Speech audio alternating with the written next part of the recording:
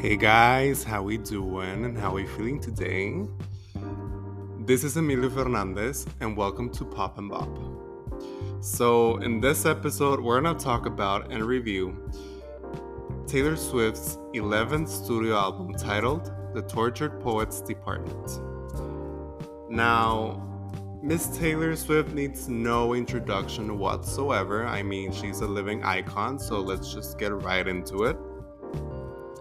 So, this album is mainly a blend of two genres, subgenres, which are synth pop and folk pop. Now, there were no singles prior to the album release. We just had Fortnite as a lead single on the album release day. So, onto the album itself. So, the album is a double album, actually. In totality, it's 2 hours and 2 minutes long, so it's a pretty long listening session. Now, starting with the first part of the album, the first half, the original 16 tracks, we have the opening track, the first track, Fortnite, featuring Post Malone. As I said, this is the lead single. It is now a number one hit on the Billboard Hot 100.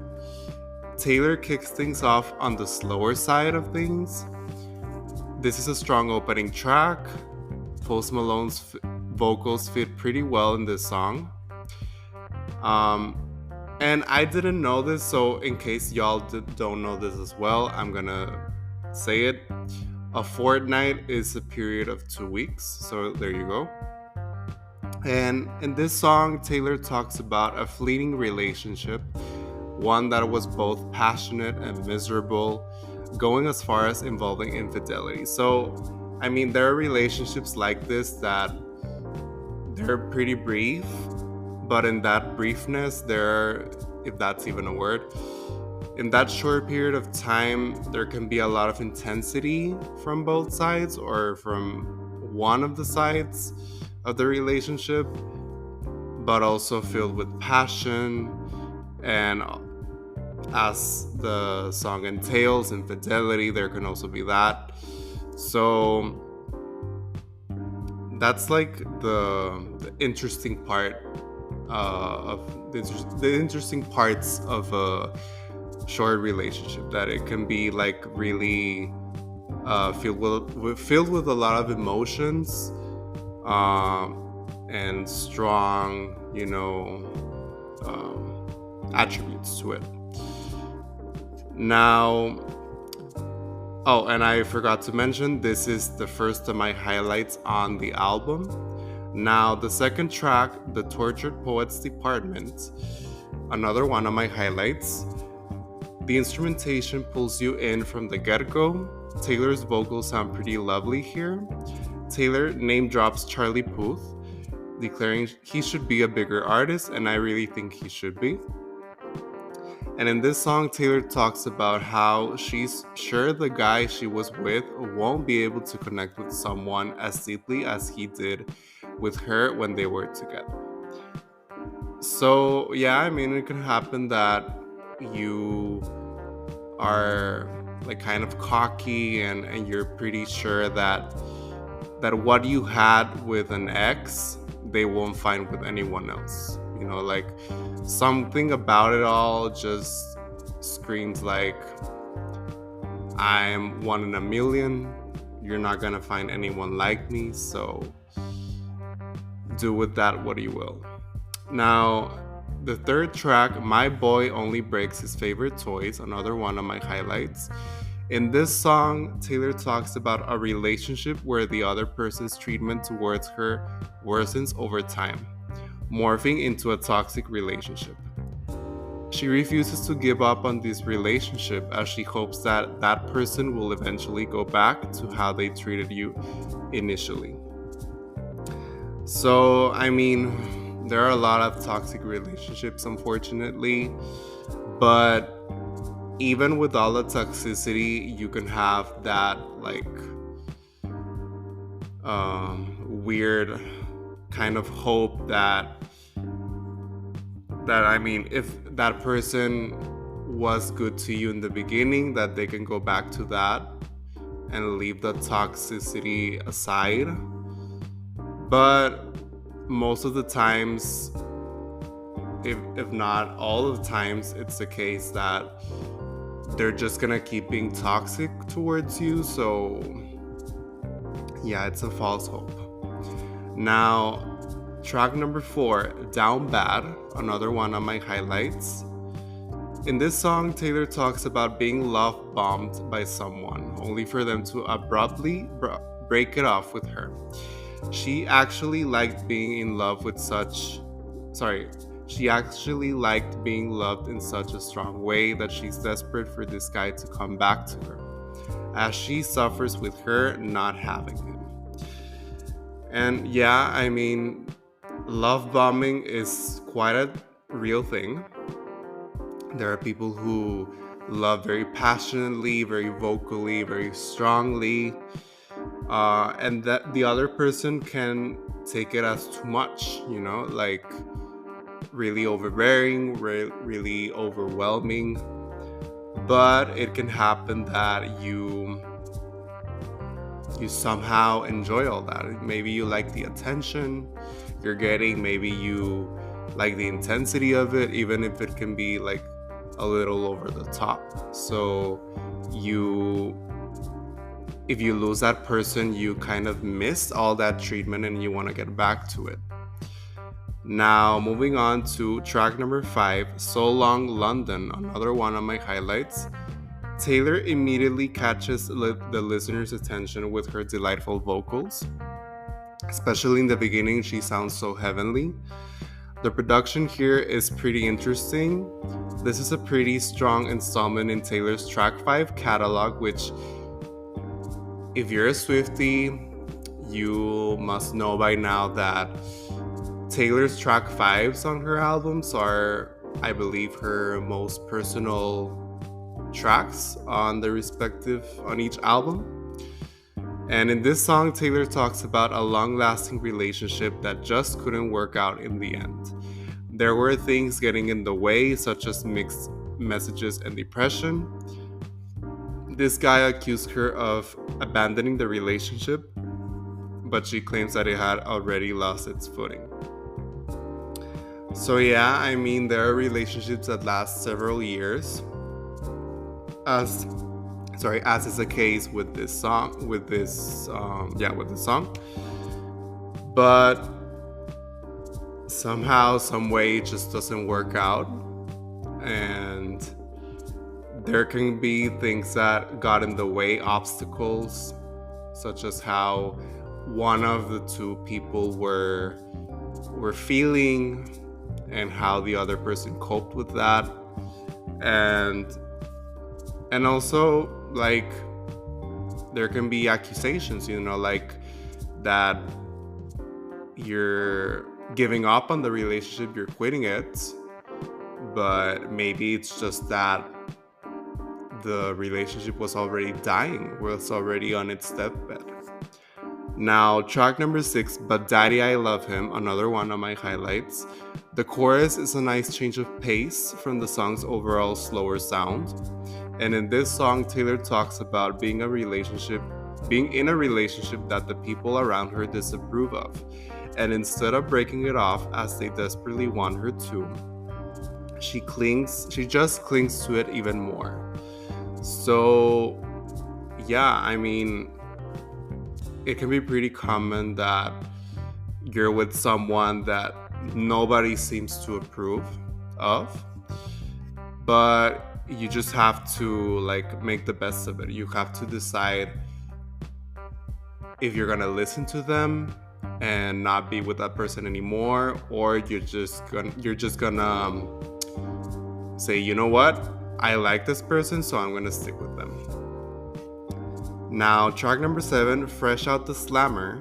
In this song, Taylor talks about feeling free coming out of a relationship where she felt trapped, as if she had to escape from it. And yeah, I mean, there are relationships that you can feel like you're confined, you're like in a prison cell, so you just have to try to break free from it, like not stay there. You should never feel like you're trapped with someone. Now, track number 8, Florida, featuring Florence and the Machine. The instrumentation here is electrifying, making this song stand out from the previous slower tracks. Florence's feature is a welcome addition to this song, and in this song, Taylor talks about the relationship she has with Florida, this being a place so addictive like a drug, in the sense that it feels like an escape. She can go there to forget about things and just let loose. And yeah, I mean, we all have a certain place or places that feel like an escape to us. They can be so addictive like a drug. And we like to go there to just like get our mind off things, Now, track number 9, Guilty as Sin. The instrumentation here gives the song a more chill, laid-back feel and sound. And in this song, similarly to But Daddy I Love Him, Taylor talks about the people bashing her relationship, but her holding on to it regardless. Now we're gonna skip to track number 11, I Can Fix Him, No Really I Can. In this song, Taylor talks about how she truly believes she can change the guy she's dating, with him having a bad reputation. In the end, however, she realizes she just can't do it. And yeah, I mean, there are people who just can't be fixed, or they don't want to be fixed.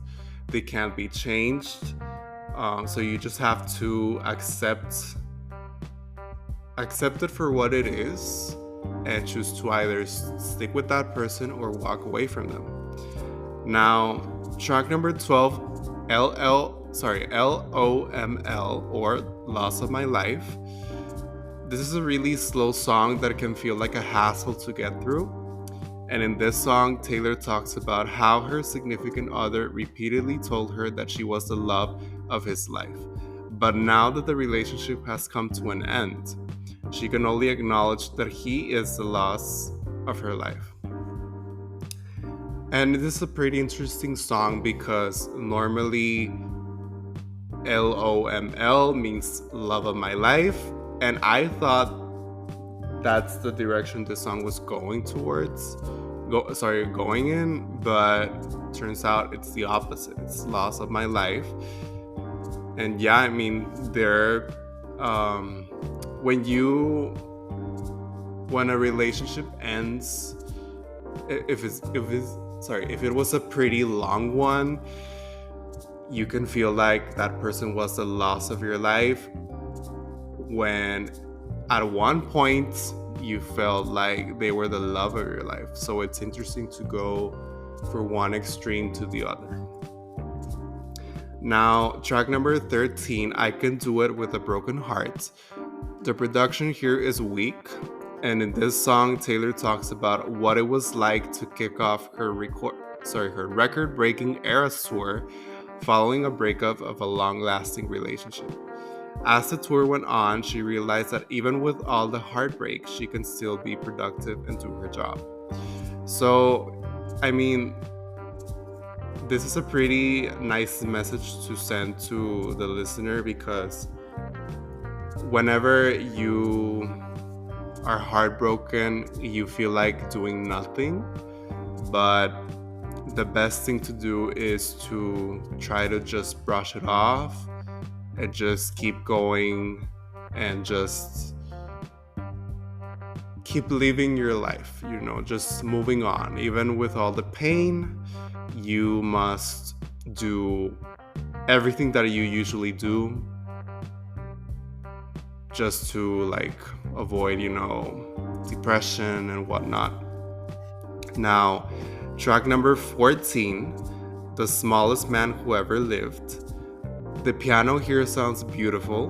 The latter half of this song switches things up and makes the song more dynamic.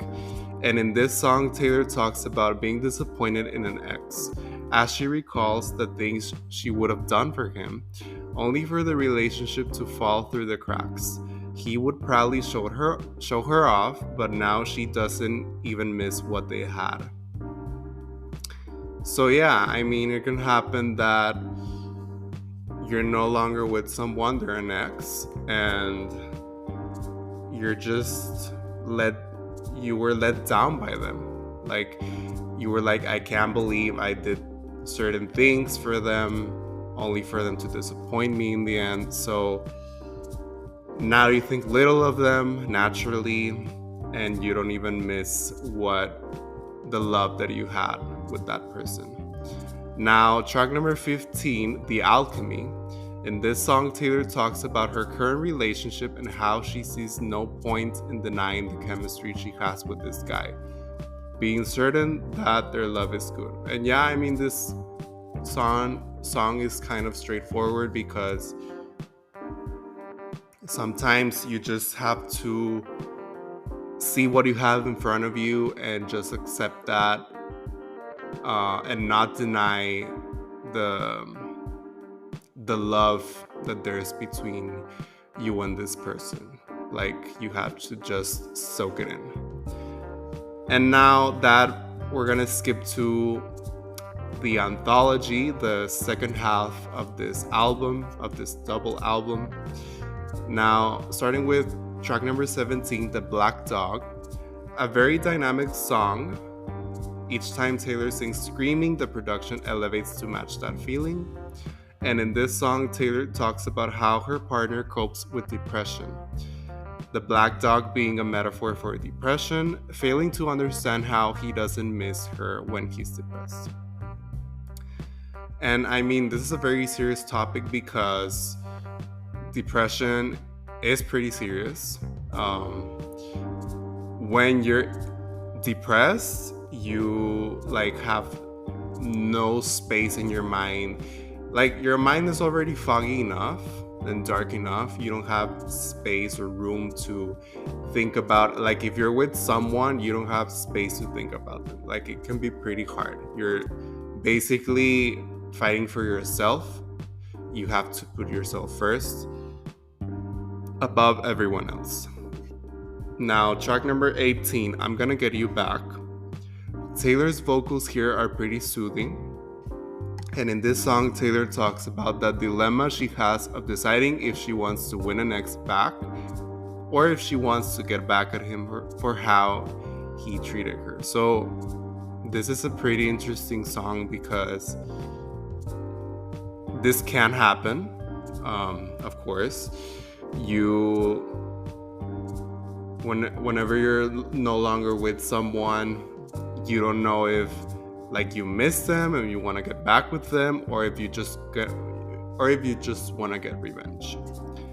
Now, skipping to track number 21, How Did It End?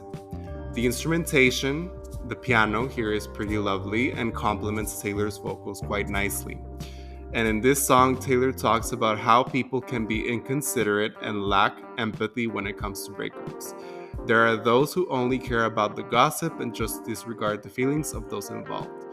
And I mean, this does happen a lot. Like, sadly, there are people who just care about the details of how a relationship ended. Like, they don't care how you feel. They don't care to ask how you feel about the whole thing. They just want like the drama of it all, you know? They want a story. Now, skipping to track number 26, The Prophecy, another one of my highlights. This track is reminiscent of the sounds of Folklore and Evermore, Taylor's 8th and 9th studio albums, partly due to how the instrumentation is presented. And in this song, Taylor talks about setting aside material things and just wanting to find someone who values her company, following a long-lasting relationship that at one point she thought would culminate in marriage. She wishes for things to turn out better for her, as she fears she might just be destined to end up alone. So yeah, I mean, this can be pretty common, that coming off of a failed relationship, a long-lasting one. That is a pretty common thread in this double album. You can feel like you can fear even that you're gonna end up alone. You're meant to be alone, not with anyone else. So you kind of wish for things to turn out different for you. Now, track number 27, Cassandra, another one of my highlights. This track is also reminiscent of the sounds of Folklore and Evermore, partly due to how the instrumentation, the piano, is presented and Taylor's vocal delivery. And in this song, Taylor talks about a feeling frustrated of people not believing her when she says the truth, as well as how painful betrayal can be. So yeah, this song can speak to a lot of people, because there are times when you're spilling truths left and right and people just don't want to believe you. Like, they think you're a liar, so they don't believe anything you say. But the truth of the matter is that you are saying the truth, but no one will believe you, so you're just end up feeling frustrated, obviously. And also, I mean, betrayal obviously is pretty painful, so yeah. Now, skipping to track number 30, Robin. The instrumentation, the piano here is stunning, and in this song, Taylor talks about the wonders of childhood, the imagination and innocence of it all, as well as emphasizing the indisputable need for guidance and protection in it. And yeah, I mean, this song is pretty special because childhood is pretty magical. It's a pretty wonderful, well, it can be a pretty wonderful time in your life, like with all the innocence and the growth of it all. And guidance and protection is 100% needed in the growth of a child. So yeah.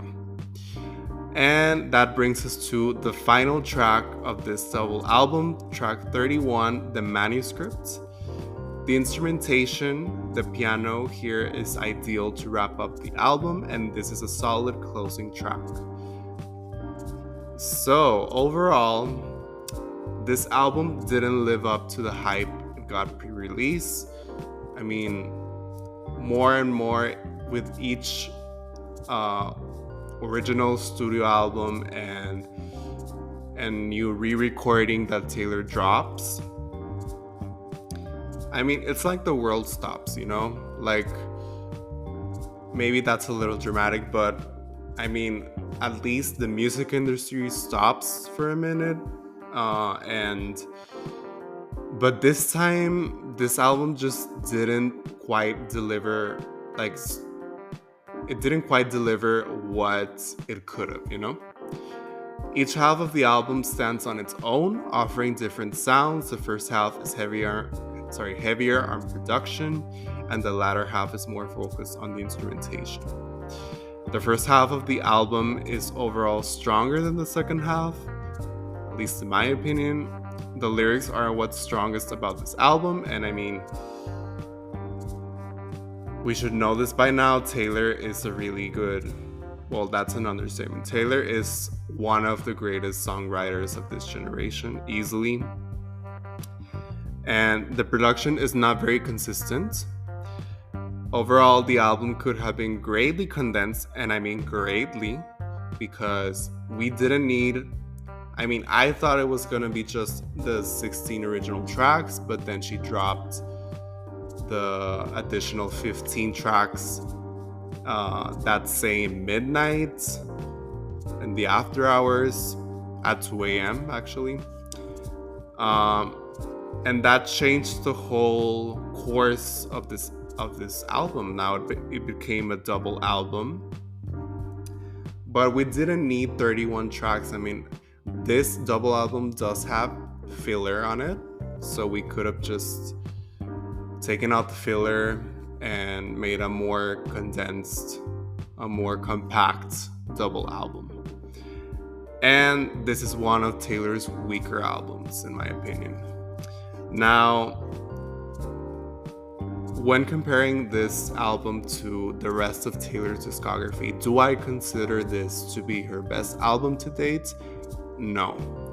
I still consider Folklore to be Taylor's best album to date. And what score do I give The Tortured Poets Department? I give it 3.5 out of 5 stars. So yeah, guys, that was my review for The Tortured Poets Department by Taylor Swift. Before I go, make sure to follow Pop and Bop on social media for more daily content. It's Pop and Bop on all social media platforms. And yeah, this has been it. This has been Pop and Bop. Join me next time when we review Dua Lipa's third studio album, Radical Optimism. I'll catch you next time.